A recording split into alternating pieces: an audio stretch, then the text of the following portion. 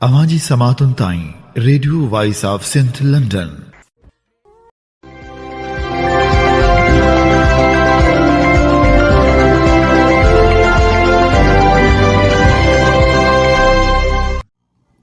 आप सुन रहे हैं radio voice of Sindh London.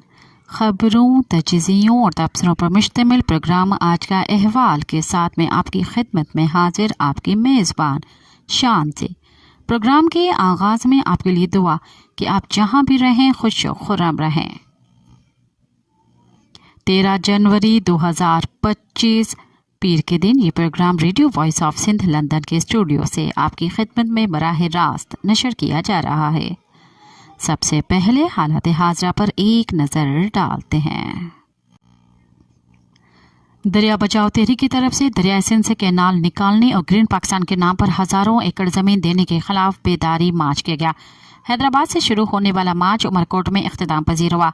Umarkot में जलसा मुनक़्क़िद किया गया जिसे SUP के सदर सैयद शाह मज़हर राहुजो और दूसरों ने खिताब करते हुए कहा कि ग्रीन पाकिस्तान के नाम पर सिंध की ज़मीनों पर कब्जे के खिलाफ मुसलसल जिद्दोजहद जारी है। सिंध के हर सियासी समाजी तंजीम को अपने शहर और गाँव में जिद्दोजहद करनी चाहिए। सिंध के MNAs और MPAs खामोश तमाशाई बने हुए हैं। मुल्क की तरक्की के नाम पर सिंध को तबाह और बर्बाद किया जा रहा है। अगर सिंध दुश्मन मंसूबे रद्द न हुए तो कश्मीर से लेकर कराची तक मज़ाहमत करेंगे। दरिया सिंध से कैनाल निकाले गए तो सिंध बंजर बन जाएगी। सिंध के लोग सोमालिया के लोगों से भी बदतर जिंदगी गुजारने पर मजबूर हो जाएंगे। मुल्क की तरक्की के नाम पर सिंध को तबाह और बर्बाद न किया जाए। सैयद शाह का मजीद कहना था कि दरिया सिंध से कैनाल से निकालने का मंसूबा सिंध को बंजर बनाने की साजिश है। हमें ये सिंध दुश्मन मंसूबा कबूल नहीं। ग्रीन इनिशिएटिव पाकिस्तान मंसूबे पर नज़रसानी की जाए। दरिया से कैनाल से निकले तो सिंध की ज़राअत तबाह हो जाएगी। मुल्क में पहले ही पानी की किल्लत है। इस मंसूबे के खिलाफ तहरीक जारी रखेंगे। सिंध सागर पार्टी की कॉल पर ग्रीन पाकिस्तान इनिशिएटिव के मंसूबे के तहत सिंध की 12,60,000 एकड़ इराजी कारपोरेट फार्मिंग के नाम पर कंपनी सरकार के हवाले करने और दरिया सिंध से 6 नई नहरों की तामीर के खिलाफ प्रेस क्लब के सामने एक रोज़ा अलामती भूख हड़ताल की गई, जिसमें सिंध के मुख्तलिफ अजला से सियासतदानों, समाजी कारकुनों, मजहबी रहनुमाओं, वकला और आबादगारों और आम शहरियों ने बड़ी तादाद में शिरकत की और सिंध की ज़मीनों और पानी की लूट मार के खिलाफ शदीद नारेबाजी की। सिंध सागर पार्टी के मरकजी सदर मंसूर जखड़, गुलाम कादिर महर, सारंग महर, अब्दुल जब्बार मसरूर अबड़ो, अल्ताफ हुसैन सिंधी, नदीम कल्हड़ू, एडवोकेट वजीर अहमद हुजन, अमर सिंधी, मुबिन सिंधी, सारंग, नूरुल्लाह मलक, एडवोकेट सच्चल भट्टी, जुल्कार मीरानी, खादिम बिरोही, मकसूद अहमद महसर, डॉक्टर खादिम मंगी, मारूफ अदीब, प्रोफेसर सरवर सेफ, बाकी बिरोही, इम्तियाज माची, सत्तार जंगेजो और दीगर सियासी समाजी रहनुमाओं ने खिताब करते हुए कहा कि सिंध भरपूर तहजीब और मजबूत मईशत के साथ सिंधी लोगों का तारीखी वतन है, लेकिन मुल्क के नाम नेहाद वफाक ने सिंध के साथ कौमी खुद मुख्तारी का वायदा करके उन्होंने गुज़िश्ता 77 सालों से सिंधी अवाम के साथ एक मफतूहा कौम जैसा सलूक किया है। सिंध को कॉलोनी बनाकर चलाया जा रहा है। इस मुल्क के गासिब हुक्मरानों ने हमारे कौमी तशख़्ख़ुस और आज़ाद कौमी और मुआशी हैसियत को तस्लीम करने के बजाय सिंध का तेल, गैस, कोयला, समंदरी और सनती मईशत छीन ली। सिंधी अवाम को गैर मुल्की आबादकारी, मुसल्ला डाकाजनी, मजहबी इंतहा पसंदी, कबायली तनाज़ात और जबरी गुमशुदगियों जैसे मसाइल दिए। हम सियासी, मुआशी और समाजी तौर पर माजूर हो चुके हैं। तरबेला डैम और चश्मा Jhelum link canal, Cholistan flood feeder canal, greater थल कैनाल, कच्छी कैनाल की शक्ल में दरिया सिंध पर कब्जा किया जा रहा है। इसलिए सिंध के ख़ानदानों को चाहिए कि वो सिंध की ज़मीन, दरियाओं, पहाड़ों, झीलों, माल मवेशी और डेल्टा को बचाने के लिए मुश्तरका कौमी जिद्दोजहद करे। अवामी तहरीक ज़िले दादू का इजलास ज़िले सदर एडवोकेट नजीबुर रहमान महसर की सदारत में दादू में मुनक़्क़िद हुआ, जिसमें अवामी तहरीक के मरकज़ी general secretary advocate Sajid Hussain Mahsar, मरकज़ी deputy general secretary advocate Rahil Bhutto, मरकज़ी ज्वाइंट सेक्रेटरी माहनूर मल्ला, सिंधी मजदूर तहरीक के मरकज़ी सदर हाजी खान समो और अवामी तहरीक के मरकज़ी मीडिया सेक्रेटरी काशिफ मल्ला ने खुसूसी शिरकत की। इजलास में फैसला किया गया कि कारपोरेट फार्मिंग के नाम पर सिंध की ज़मीनों पर होने वाले कब्जों और 6 नए कैनालों के मंसूबे के खिलाफ 25 जनवरी को गोजूसे के इंशाह तक पैदल मार्च किया जाएगा। 26 जनवरी को गांव दो ब्रह्माणी से वाही पांधी तक शॉर्ट मार्च होगा। जबकि 2 फरवरी को गांव लोंग महसर से मेहड़ तक 8 किलोमीटर का शॉर्ट मार्च किया जाएगा। इजलास में ये भी फैसला किया गया कि दरिया सिंध बचाओ के नारे के तहत मच कचहरियाँ मुनक्किद की जाएंगी, जिनमें 17 जनवरी को मेहड़ में और 24 जनवरी को गोजू में मच कचहरी का इनाकात किया जाएगा। गोरख और काछे समेत जिले दादू के 10,000 एकड़ जमीन फोर्ट से मुंसलिक कंपनी को देने के खिलाफ हजारों हैंड बिल्स छाप कर जिले में तकसीम किए जाएंगे और इस सिलसिले में मुख्तलिफ देहात में दौरों का शेड्यूल भी तरतीब दिया गया है। सिंधियानी तहरीक की जानिब से एक रोज़ा तालीमी तरबियती वर्कशॉप गाँव चपर खान गाडही में मुनक्किद करने का फैसला किया गया। इजलास में यह फैसला किया गया कि अवामी तहरीक के सरबराह कायदे इनकलाब मोहतरम रसूल बख्श पलीजो साहिब की 95वीं सालगिरह 20 जनवरी को केंचा, मेहड़ और जोही समेत जिले के तमाम तालकों के मुख्तलिफ देहातों में मनाई जाएगी। इजलास से खिताब करते हुए रहनुमाओं ने कहा कि कारपोरेट फार्मिंग सिंध सराइकी और बलोच अवाम की नस्ल कशी का मंसूबा है। अवामी तहरीक सिंध में कारपोरेट फार्मिंग के खिलाफ ज़बरदस्त जिद्दोजहद कर रही है और 18 जनवरी को इस्लामाबाद में कॉन्फ्रेंस के जरिए मुल्की सतह पर आवाज़ बुलंद की जाएगी। उन्होंने कहा कि पीपल्स पार्टी ने इक़्तिदार के लालच में दरिया सिंध और सिंध की ज़मीनें फ़रोख्त की हैं, लेकिन सिंध की अवाम पीपल्स पार्टी के सिंध दुश्मन मंसूबों को नाकाम बनाएंगे और अपने दरिया और ज़मीन की हिफाजत करेंगे। रहनुमाओं ने मज़ीद कहा कि कारपोरेट फार्मिंग के नाम पर गोरख, काछे और पूरे सिंध को नीलाम किया जा रहा है। गोरख सिंध का सयाहती और सकाफती मरकज़ है और इसी पर कब्जा किसी सूरत बर्दाश्त नहीं किया जाएगा। गोरख और काछे समेत जिले दादू की 10,000 एकड़ ज़मीन green corporate initiative private limited company को देने के खिलाफ हज़ारों हैंड बिल्स ज़िले में तकसीम किए जाएंगे।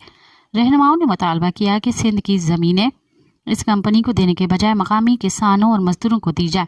इजलास में एडवोकेट जुल्फ़िकार चांटी और शेख जमाल बिरहमानी, एडवोकेट दात मोहम्मद मक्सी, एडवोकेट शबीर अहमद खोसो, राशिद अली भरगड़ी, मियादाद बिरहमानी, हादी बख्श खोआरो, बिलावल बबर, कामरेड याकूब खोजो, अब्दुल करीम लगारी, शबीर अहमद गाडही, अब्दुल वहीद बिरोही, आतिफ मल्हा, मुनीर बिरहमानी, सदाम लाशारी, मुहर्रम अली खोसो, अयाज अली चांडी और दीगर रहनुमाओं ने शिरकत की।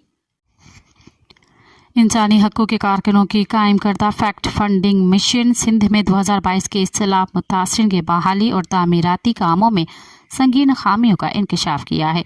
इंसानी हक़ों के कारकुनों के नेटवर्क साउथ एशिया बराए इंसानी हक़ों के मेंबर अहमद रफ़ी आलम, साउथ एशिया पार्टनरशिप पाकिस्तान के एग्जीक्यूटिव डायरेक्टर मोहम्मद तहसीन, पाकिस्तान किसान राब्ता कमेटी के जनरल सेक्रेटरी फ़ारूक तारिक और शहनाज शीदी पर मुश्तमिल मिशन ने सिंध के मुख्तलिफ अजला लाड़काना, शिकारपुर, नवाबशाह और हैदराबाद का दौरा किया। मिशन का मकसद सैलाब मुतासरीन की दोबारा बहाली के अमल में हुकूमती कारकर्दगी और खामियों का जायजा लेना था। मिशन ने दस्तावेज रिपोर्ट तैयार कर ली है। मिशन की इब्तदाई रिपोर्ट में सूबाई हुकूमत के सैलाब मुतासरीन की बहाली के लिए शुरू की गई दुनिया की सबसे बड़ी हाउसिंग स्कीम की दावे की तरदीद करते हुए कहा गया कि सैलाब मुतासरीन के लिए कायम करदा एक कमरा मॉडल घर किसी भी सूरत में नहीं हो सकता। एक कमरे वाले घर की तामीर के लिए इब्तदाई तौर पर 3 लाख रुपए की रकम उस वक्त नाकाफ़ी है।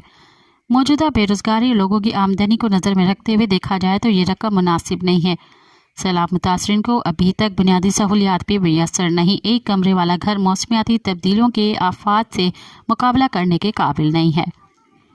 बलूचिस्तान के सनती शहर हब चौकी में लापता अफराद के लवाहिकीन की जानिब से कायम 3 रोज़ा भूख हड़ताली कैंप आज इख्तिताम पजीर हो गया। कैंप के आखिरी रोज़ लवाहिकीन ने हब प्रेस क्लब से एक एहतजाजी रैली निकाली जो शहर के मुख्तलिफ शाहराहों से गुजरती हुई वापस प्रेस क्लब के सामने ख़त्म हुई।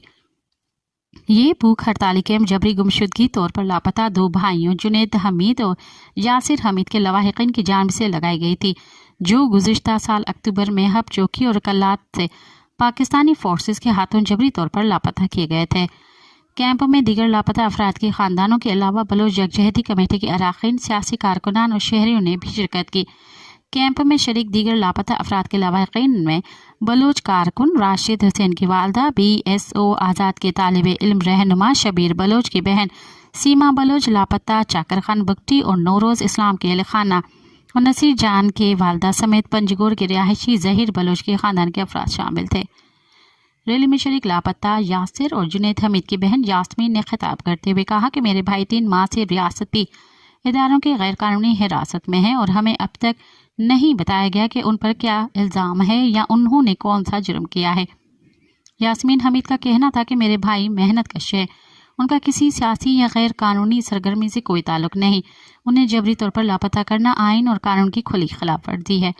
शबीर बलोच की बहन सीमा बलोच ने अपनी तकरीर में कहा कि मैं 2016 से अपने भाई की बाजियाबी के लिए एहतजाज कर रही हूँ। हर रोज़ प्रेस क्लबों के बाहर एहतजाज करना हमारे लिए मामूल बन चुका है, लेकिन अदलिया, कानून और रियासती इदारे अपने वजूद और किरदार खो चुके हैं। ऑल पार्टीज इत्तेहाद के कन्वीनर अब्दुल गफूर होद के घर पर छापा और उन्हें हिरासा करने के खिलाफ ऑल पार्टीज इत्तेहाद की अपील पर बलूचिस्तान के साहिली शहर ग्वादर में शटर डाउन हड़ताल की गई, जिसके बायस शहर में कारोबारी और तिजारती मराकज, पेट्रोल पंप, बैंक, होटलें, रेस्टोरेंट और दीगर तिजारती सरगर्मियां बंद रहीं। ऑल पार्टीज इत्तेहाद के मुताबिक गुज़िश्ता रोज़ पुलिस ने सियासी सरगर्मियों की पादाश में इत्तेहाद के सरबराह अब्दुल गफूर होद की रिहाइश गाह का मुहासरा किया और उन्हें हिरासा करने की कोशिश की। ऐसे किसी अमल को कबूल नहीं किया जाएगा। उनका कहना है कि ऑल पार्टीज गुज़िश्ता 4 हफ्तों से अवाम के हक़ों के लिए धरना दे रही है। हमारे मुतालबात गैर कानूनी नहीं और ना ही आइन के मुनाफी हैं। हमने इंतज़ामिया से बॉर्डर ट्रॉलिंग और शहर में बिजली की फराहमी समेत दीगर अवामी मसाइल हल करने का मुतालबा किया है, लेकिन इन मसाइल को हल करने के बजाय इंतज़ामिया धरना ख़त्म करने के लिए दबाव डाल रही है, जो किसी तौर पर यहाँ की सियासी क़यादत को कबूल नहीं। हम अवाम के बुनियादी हक़ों के लिए पुरअमन जमहूरी जद्दोजहद का रास्ता अपनाएंगे। अडयाला जेल में कैद साबिक वज़ीर आज़म इमरान खान से मुलाकात के बाद पाकिस्तान तहरीक-ए-इंसाफ PTI की क़यादत का कहना है कि अगर हुकूमत की तरफ से 9 मई और 26 नवंबर के वाक़यात पर जुडिशल कमीशन नहीं बनाया जाता तो मुज़ाकरात का सिलसिला आगे नहीं बढ़ सकेगा। इतवार को हुकूमत की जानिब से इजाज़त मिलने के बाद पाकिस्तान तहरीक-ए-इंसाफ के रहनुमाओं पर मुश्तमिल मुज़ाकराती टीम ने रावलपिंडी के अडयाला जेल में इमरान खान से मुलाकात की। मुलाकात के बाद सहाफ़ियों से गुफ्तगू करते हुए PTI रहनुमा हामिद रजा का कहना था कि ये कंट्रोल्ड माहौल में एक तफसीली मुलाकात थी, जहां हमने खान साहब के आगे अपना नुक्ता नज़र रखा। उनके मुताबिक इमरान खान ने कहा कि 9 मई और 26 नवंबर के वाक़यात पर गैर जानिबदार कमीशन तहकीकात करे और हक़ाइक़ तक पहुँचे ताकि ज़िम्मेदारों का तयन हो सके। उन्होंने तजवीज़ दी कि कमीशन की सरबराही किसी गैर जानिबदार जज को दी जानी चाहिए। नोबेल इनाम याफ्ता समाजी कारकुन मलाला यूसुफजई का कहना है कि तालिबान ने ख़वातीन को अफ़गान मुआशरे के हर पहलू से हज़फ करने की कोशिश की है, क्योंकि वो ख़वातीन को इंसान नहीं समझते। इस्लामाबाद में लड़कियों की तालीम से मुतल्लिक़ मुस्लिम वर्ल्ड लीग की कॉन्फ्रेंस से खिताब करते हुए मलाला ने कहा कि अफ़गानिस्तान में लड़कियों की एक पूरी नस्ल से उनका मुस्तक़बिल छीन लिया गया। अगर हम अफ़गान लड़कियों की तालीम पर बात नहीं करते तो ये कॉन्फ्रेंस अपने मकासद हासिल नहीं कर पाएगी। उन्होंने कहा कि अफ़गानिस्तान दुनिया का वाहिद मुल्क है जहां लड़कियों पर 6ठी जमात से आगे तालीम हासिल करने पर पाबंदी है। गुज़िश्ता 3.5 साल के अरसे में तालिबान ने अफ़गान लड़कियों से तालीम का हक़ छीन रखा है। उन्होंने हमारे मज़हब को इस्तेमाल करके उसका जवाब पेश किया है। तालिबान रोज़मर्रा ज़िंदगी के हर शोबे से लड़कियों और ख़वातीन को हज़फ करना चाहते हैं और उन्हें मुआशरे से ख़त्म करना चाहते हैं। कम्युनिस्ट पार्टी ऑफ पाकिस्तान ने कहा है कि कारपोरेट फार्मिंग के मंसूबे बशमूल पंजाब तमाम कौमी वहदतों के मज़ारीन, काश्तकारों, छोटे छोटे ज़मींदारों, ज़राअत और ज़मीन से जुड़े हुए तमाम शहरियों, देहातियों, गरीब और मुतवस्सित तबके के शहरियों के बुनियादी हक़ूक़, मुआशी और समाजी हालात के लिए इंतहाई ख़तरनाक और मुज़र हैं। लेकिन अवाम को, खुसूसन पंजाब और सराइकी वसेब के अवाम को कैनाल निकाल कर पानी का झांसा देकर गैर आबाद ज़मीन को आबाद करने की खुशफहमी में मुब्तला करके कारपोरेट फार्मिंग के मंसूबों को शुगर कोटेड बनाकर महज इसलिए पेश किया जा रहा है कि पंजाब के काश्तकारों, मज़ारीन, ज़मींदारों, ज़राअत और ज़मीन से जुड़े हुए लाखों ख़ानदानों और आम शहरियों को सिंध में इन मंसूबों के ख़िलाफ़ जारी जद्दोजहद से दूर और अलहदा रखा जा सके। जबकि असल सवाल यह है कि पंजाब, सिंध, सराइकी वसेब, बलूचिस्तान और खैबर पख्तूनख्वा की लाखों एकड़ ज़मीन मुल्की और गैर मुल्की सरमायादार कंपनियों और मखसूस गैर मुतल्लका रियासती इदारों के हवाले करने से इन मंसूबों से मुस्तफ़ीद कौन होंगे, तो महरूम कौन होंगे? सिंध के अवाम, खुसूसन काश्तकारों, किसानों, हारियों, ज़राअत और ज़मीन से जुड़े हुए मेहनत कशों और इंसाफ पसंद शहरियों की जानिब से जारी जद्दोजहद में पंजाब और सराइकी वसेब के काश्तकारों, मज़ारीन, ज़मींदारों, ज़मीन और ज़राअत से जुड़े हुए लाखों ख़ानदान और तमाम अवाम दोस्त, साम्राज्य दुश्मन, तरक्की पसंद क़ुव्वतों को आगे बढ़कर किरदार अदा करना चाहिए और मंसूबेबाज हलकों की जानिब से कौमी वहदतों को एक दूसरे के खिलाफ इस्तेमाल करने के हथकंडों को नाकाम बनाना चाहिए। سوال تو یہ بھی بنتا ہے کہ جن اداروں کا سرے سے یہ کام ہی نہیں ہے وہ آخر اس طرح کے منصوبے کیا سوچ کر اور کن مقاصد کے لیے بنانے پر بضد ہیں۔ پچھلے 77 برسوں کے دوران کیے گئے تجربات کے تباہ نتائج کے باوجود کیا اب بھی اس مخصوص کاروباری مائنڈ سیٹ کو مزید قبول کرنے اور کسی خوش فہمی کا شکار ہونے کا کوئی جواز ہے؟ کارپوریٹ فارمنگ اور کینال نکالنے کے منصوبے ملکی اور غیر ملکی سرمایہ داروں، منافع خور کمپنیوں اور مخصوص ریاستی اداروں کے کاروباری منصوبے ہیں۔ ان کے خلاف ملک گیر سطح پر متحد ہو کر جد و جہد کرنے کی ضرورت ہے۔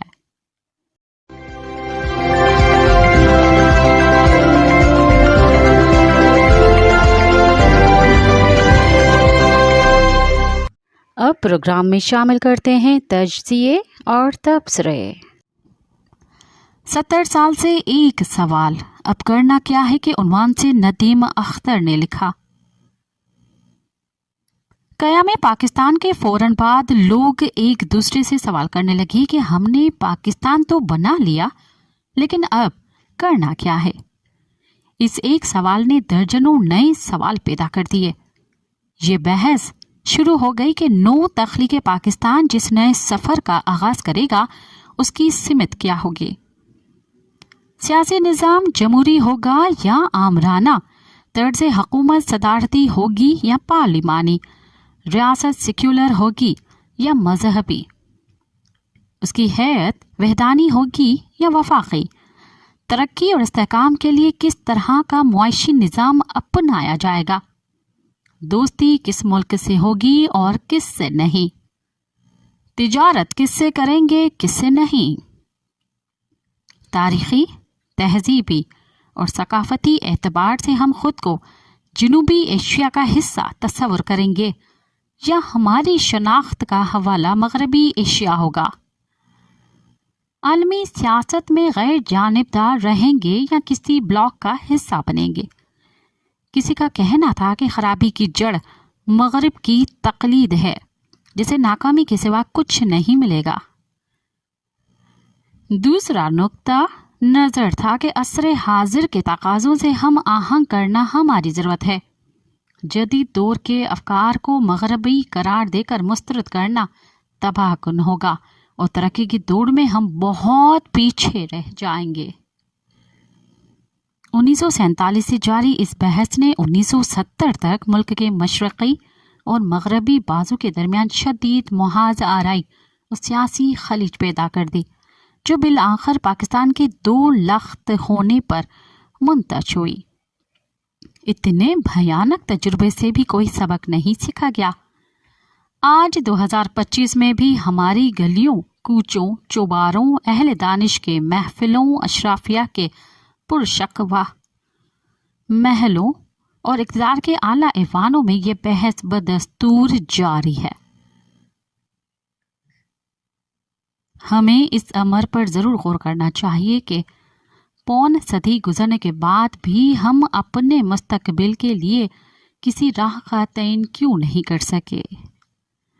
بات کا آغاز اس نقطے سے کرنا ہوگا کہ آزادی سے قبل کے انتہائی اہم برسوں میں مسلم لیگ کی جانب سے کوئی ایسا آئینی خاکہ کیوں تیار نہیں کیا جا سکا جسے واضح ہو جاتا کہ نئی تشکیل شدہ ریاست اور اس میں شامل اقائیوں کے درمیان باہمی تعلق کی کیا نوعیت ہوگی اور مملکت کا نظام کن آئینی اصولوں، قوانین، ضابطوں اور منتخب جمہوری اداروں کے تحت چلایا جائے گا۔ اگر یہ کام ہو جاتا تو قیام پاکستان کے فوراً بعد دستور سازی کا عمل بآسانی شروع کیا جا سکتا تھا۔ سوال یہ پیدا ہوتا ہے کہ کوئی آئینی خاکہ مرتب کیوں نہ کیا جا سکا؟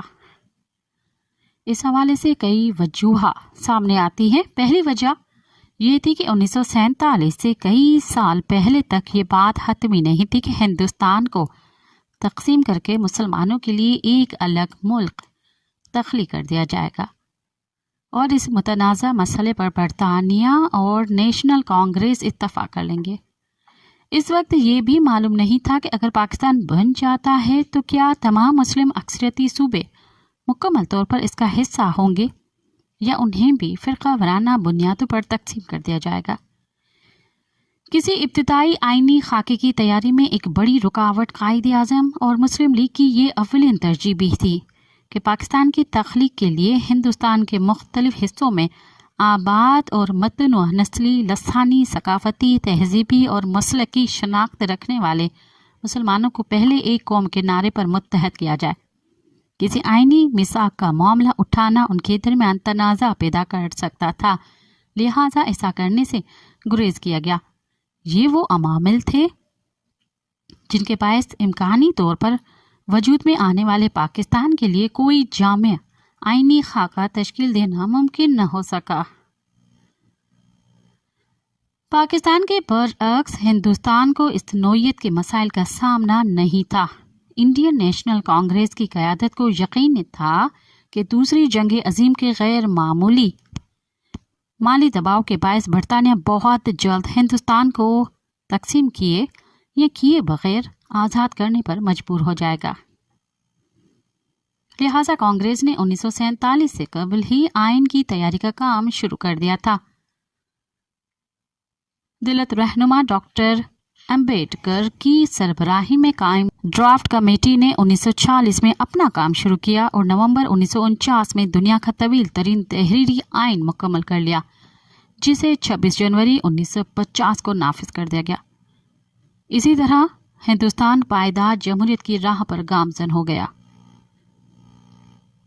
ताहम पाकिस्तान के हवाले से ज्यादा गौर तलब अमर यह है कि आज़ादी के बाद भी आइन साजी का अमल गैर मामूली ताखिर और मसाइल का शिकार क्यों रहा। इस ज़माने में यह हकीकत तस्लीम करनी होगी कि इस काम के लिए दरकार अहलियत और ताकत कायद-ए-आज़म के अलावा किसी और मुस्लिम लीगी रहनुमा के पास मौजूद नहीं थी। पाकिस्तान की दस्तूर साज असम्बली का पहला इजलास 10 अगस्त 1947 को कराची में मुनक़िद हुआ। 11 अगस्त को कायद-ए-आज़म को असम्बली का सदर मंतखब कर लिया गया, जिन्होंने पाकिस्तान के शहरियों और अक़लियतों की बुनियादी हकूक़ से मुतल्लिक़ एक कमेटी कायम की, जिसे असम्बली में ज़रूरी कानून साजी का अमल भी सरअंजाम देना था। 15 अगस्त को कायद-ए-आज़म ने मुल्क के पहले गवर्नर जनरल के ओहदे का हलफ उठा लिया और नए आइन की तैयारी तक नौ तख्लीक रियासत का इंतज़ाम और इंसराम government of India act Mujaria 1935 के तहत चलाने का फैसला किया गया। लेकिन बाद अज़ा एक बड़ा अलमिया ये रोनमा हुआ कि आज़ादी के बाद कायद-ए-आज़म मुस्तकिल अलालत के बाद सिर्फ 13 माह जिंदा रह सके, लिहाजा आइन साजी के हवाले से कोई नतीजा खेज पेश रफ्त न हो सकी। उनकी रहलत के बाद रियासत के इन ताकतवर अनासर की जानिब से इक़्तिदार पर कब्जे की खतरनाक रसाकशी शुरू हो गई, जिनके मखसूस मफादात का तकाजा था कि इक़्तिदार आला को किसी भी कीमत पर अवाम के मुंतखब करदा पार्लियामेंट के पास मुंतकिल होने से रोका जाए और इस मकसद के लिए आइन साजी के अमल में हर मुमकिन रुकावट डाली जाए। तमाम तर ताख़ीरी हरबों के बावजूद दस्तूर साज असम्बली ने 1954 में आइन का मसूदा तैयार कर लिया, जिसमें हतमी मंजूरी के लिए पार्लियामेंट में पेश किया जाना था। इस अमल से फरार की जब कोई राह न मिली तो अक्टूबर 1954 में इस वक्त के गवर्नर जनरल और ब्यूरोक्रेट गुलाम मोहम्मद ने दस्तूर साज असम्बली तहलील कर दी, लेकिन मोहम्मद अली बोगरा को वजीर आज़म रहने दिया। असम्बली के स्पीकर मौलवी तमीजुद्दीन खान ने इस फैसले को सिंध चीफ कोर्ट में चैलेंज किया। अदालत ने असम्बली की तहलील गैर कानूनी करार दी। वफाक ने फैसले के खिलाफ फेडरल कोर्ट में अपील की, जो मंजूर कर ली गई। जस्टिस मुनीर के सियाह फैसले ने पाकिस्तान में आइन और कानून की हुक्मरानी और पार्लियामेंट की बालादस्ती की रही सही उम्मीद भी ख़त्म कर दी। गुलाम मोहम्मद ने सूबाई असम्बलियों के जरिए नई दस्तूर साज असम्बली बनाई, जिसने बड़े दबाव और समझौतों के बाद 1954 का आइन बना लिया, जिसके तहत 1959 के अवाइल में आम इंतखाबात होने थे, लेकिन सदर मेजर जनरल सिकंदर मिर्ज़ा ने शब खून मारा और आइन मनसूख करते हुए 7 अक्टूबर 1958 को मरकज़ी और सूबाई असम्बलियाँ तहलील करके commander in chief general Ayub Khan को चीफ मार्शल एडमिनिस्ट्रेटर मुकर्रर कर दिया।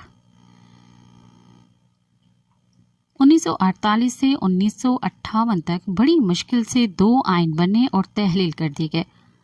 मार्च 1969 में जनरल अयूब मुस्तफ़ा हुए। जनरल यहिया खान ने मार्शल लगाया। 1970 में मुल्क में पहले आम इंतखाबात मुनक़द हुए। अवाम ने पार्लियामेंट मुंतखब की जिससे इक़्तिदार मुंतकिल नहीं किया गया और मुल्क 16 दिसंबर 1971 को टूट गया। 1973 में नया आइन बनना। 1977 में जनरल ज़िया ने उसे चंद सिफहों का छेतड़ा कहा और इक़्तिदार पर न सिर्फ गासबाना कब्जे किया बल्कि बाकी मांधा मुल्क का पहला आइन बनाने वाले मुंतखब वज़ीर आज़म का अदालती कत्ल भी करार दिया। ज़ियाउल हक के बाद 58 2B के जरिए पार्लियामेंट और वज़ीर आज़म को बेतौक़ीरी किया जाता रहा। 1999 में बराह रास्त इक़्तिदार की हवस फिर जागी और जनरल परवेज़ मुशर्रफ ने ज़मीन पर बैठे वज़ीर आज़म को हाई जेकर करार देकर जेल की काल कोठड़ी में फेंक दिया। जनरल परवेज़ मुशर्रफ की जाने के बाद भी बिलवास्ता मुदाखलतों के जरिए पार्लियामेंट की बालादस्ती कबूल नहीं की गई ताकि मुल्क अवामी उमंगों के मुताबिक अपने मुस्तकबिल की राह मुतय्यन न कर सके। जिन मुल्कों ने मसीहाओं का इंतज़ार नहीं किया और मुंतखब ऐवानों के जरिए अपने अवाम की इज्तिमाई दानिश से रहनुमाई ली और फैसले किए, वो तरक्की करते चले गए। कैसा अलमिया है कि हमारी पार्लियामेंट आज भी अपनी बालादस्ती के लिए चौमुखी जंग लड़ रही है। जरा सोचिए, हम 77 साल किसी मसीहा के इंतज़ार में बर्बाद करने के बजाय अगर पार्लियामेंट की बालादस्ती कायम कर लेती तो आज हालात कितने मुख्तलिफ होते। पाकिस्तान न सिर्फ मुत्तहद रहता बल्कि एक सनत याफ्ता मुल्क बन चुका होता और हम एक दूसरे से ये सवाल करके शर्मिंदा भी ना हो रहे होते कि अब हमें करना क्या है, जाना कहाँ है।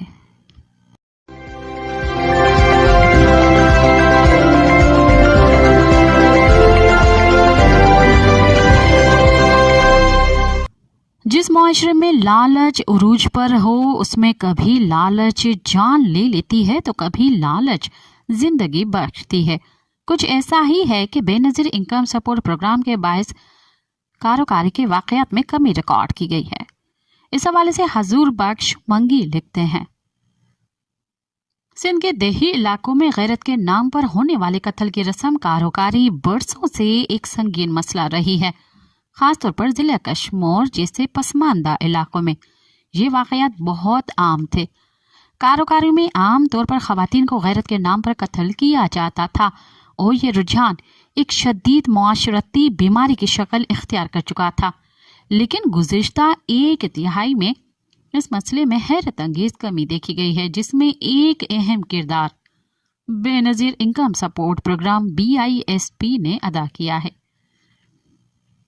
सिंध के देही इलाकों खुसूसन जिला कश्मीर और कंधकोट में ख़वातीन को माली इमदाद मिलने के नतीजे में ख़वातीन पर होने वाले जुल्म और सितम में कमी वाक़ई हुई है। कारोबारी सिंध के देही इलाकों में गैरत के नाम पर कत्ल की एक कदीम रस्म है, जिसमें मर्द और औरत को बेबुनियाद इल्ज़ामात की बिना पर मौत के घाट उतार दिया जाता है। जिला कश्मीर और कंधकोट के देही इलाकों में ये वाक़यात न सिर्फ आम थे बल्कि अक्सर ताकतवर, जागीरदार और असर रसूख रखने वाले अफराद इस रस्म को फ़रोग़ देते थे।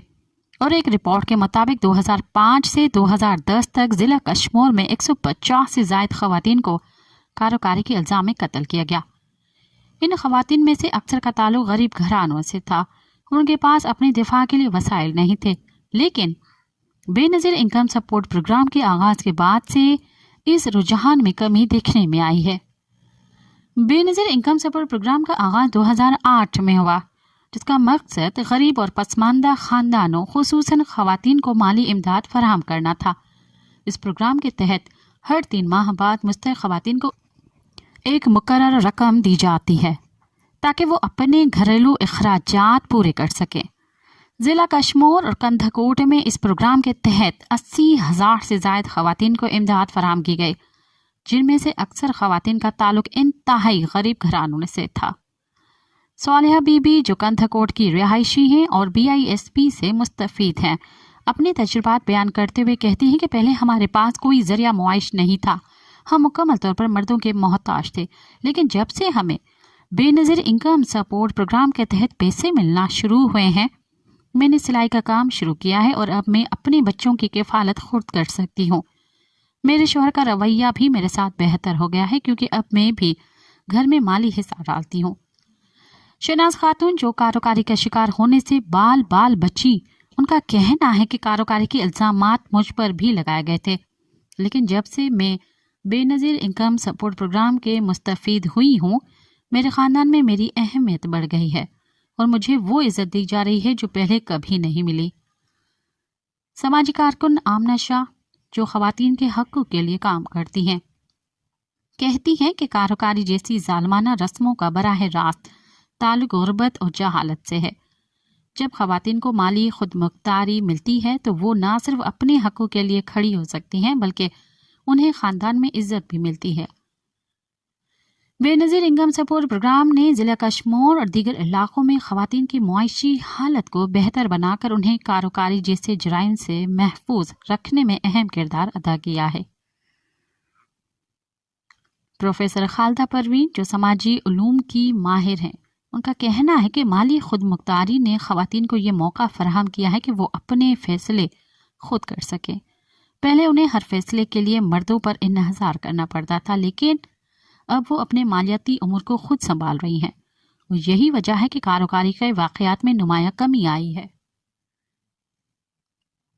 دیکھا جائے تو اگر کوئی عورت گھر کے مردوں کو پیسے نہ دے تو اسے تشدد کا نشانہ بنایا جاتا ہے۔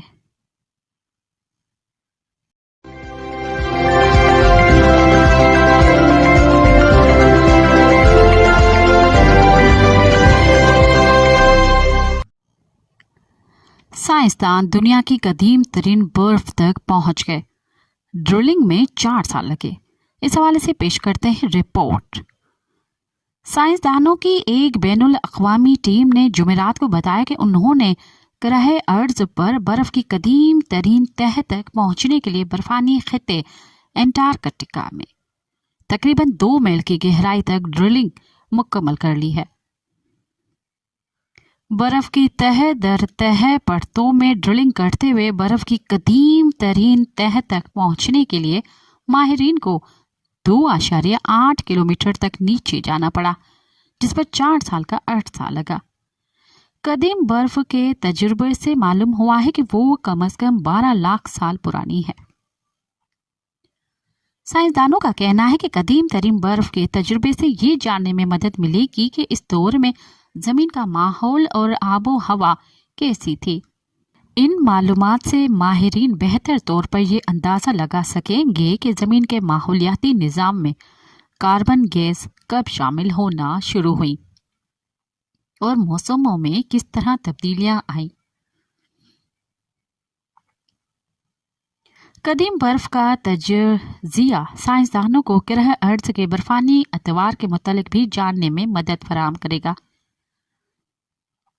گزشتہ چند اشروں سے زمین کا درجہ حرارت مسلسل بڑھ رہا ہے، اس سے نئے مسائل اور نئی مشکلات جنم لے رہی ہیں، لیکن لمبی مدت کے دوران زمین کا درجہ حرارت اور اس کے موسم ایک سے نہیں رہتے۔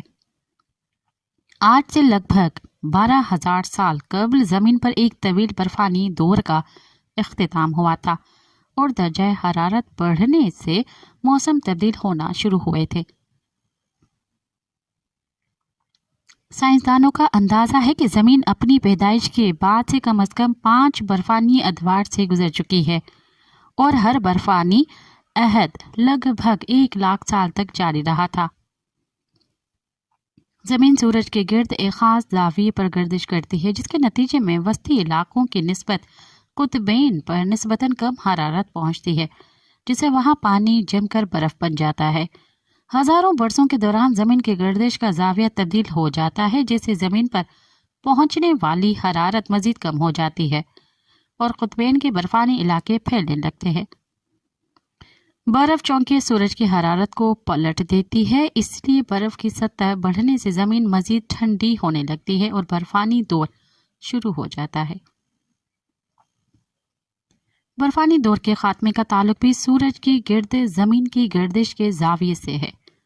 ہزاروں برسوں کے دوران جب یہ زاویہ بدل کر سابقہ درجے پر چلا جاتا ہے تو سورج کی زیادہ حرارت زمین پر پہنچنے سے برف پگھلنا اور موسم بدلنا شروع ہو جاتے ہیں۔ زمین پر زندگی نباتات اور حیوانات کی شکل میں کروڑوں برسوں سے موجود ہے اور برفانی اتوار میں بھی وہ اپنے اندر لچک پیدا کر کے اپنا وجود برقرار رکھنے میں کامیاب رہی ہے۔ انسان کا ارتقاء تقریباً 2 لاکھ سال پہلے اپنی ابتدائی شکل میں ہوا تھا اور اس طرح انسان بھی ایک برفانی دور گزار چکا ہے۔ سائنسدانوں کا اندازہ ہے کہ اگلے برفانی دور کے آغاز میں ابھی 50,000 سے 1 لاکھ سال باقی ہیں۔ کاربن گیسوں کا بڑھتا ہوا اخراج برفانی عہد کی آمد میں تاخیر کا باعث بن سکتا ہے۔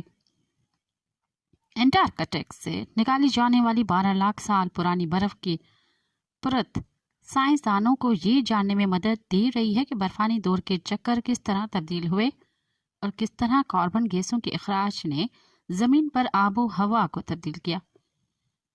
گلیشیئرز علوم کے ایک اطالوی ماہر کارلو باربنٹی کہتے ہیں کہ برف کے اس قدیم پرت سے ہم یہ جان سکیں گے کہ گرین ہاؤس گیسوں، کیمیکلز اور دھول سے ہمارے ماحول میں کیا تبدیلیاں آئی ہیں۔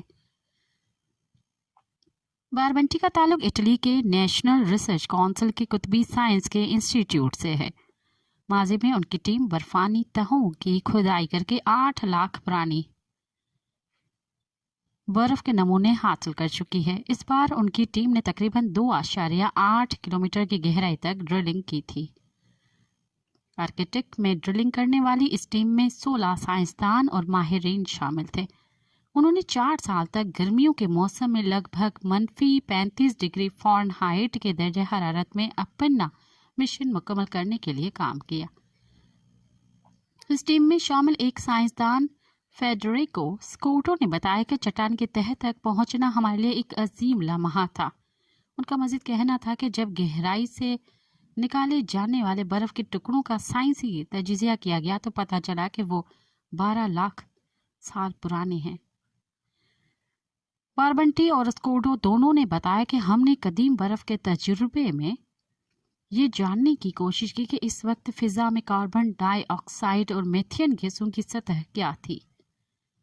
8 لاکھ سال پرانی برف میں یہ سطح صنعتی دور کے آغاز سے قبل کے مقابلے میں کم تھی، جبکہ 8 لاکھ سال پہلے زمین ایک گرم دور سے گزر رہی تھی۔ ان کا مزید کہنا تھا کہ اس وقت ہماری فضا میں کاربن گیسوں کا ارتکاز 8 لاکھ سال پہلے کے مقابلے میں 50% زیادہ ہے۔ اس پروجیکٹ کے لیے یورپی یونین اور یورپی براعظم کے ممالک نے مالی تعاون فراہم کیا۔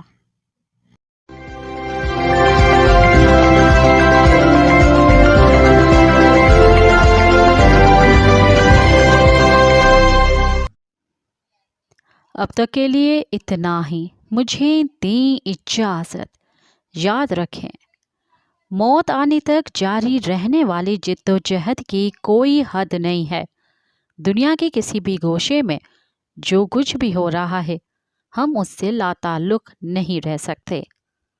سامراج کے خلاف کسی ایک ملک کی فتح ہماری فتح اور کسی ایک ملک کی شکست ہماری شکست ہے۔ ساتھ سلامت۔ اواں جی سماعتن تائیں radio voice of Sindh London